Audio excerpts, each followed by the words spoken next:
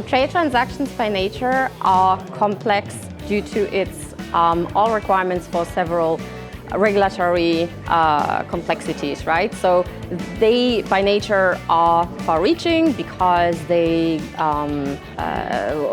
trade transaction usually represents the movement of goods for an exchange of money. So that means that as goods are moved throughout different countries, they also touch different jurisdictions and therefore touch different regulations. So a company that is moving goods around the globe has to comply ultimately with several regulations.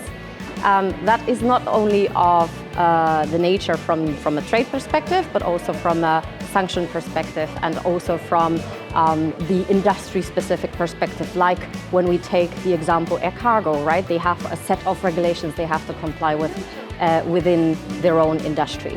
The next thing is that usually goods don't just go from A to B. Usually companies, in order to maximize the cost efficiency, will also use jurisdictions of lower cost factors, meaning that these countries may or may not have weaker jurisdictions and therefore pose a higher risk in the supply chain entirely. And this is exactly the complexity that we're addressing with trade compliance, whereby to see the entire trade life cycle as an ecosystem of various different checks and regulations that have to be obliged with.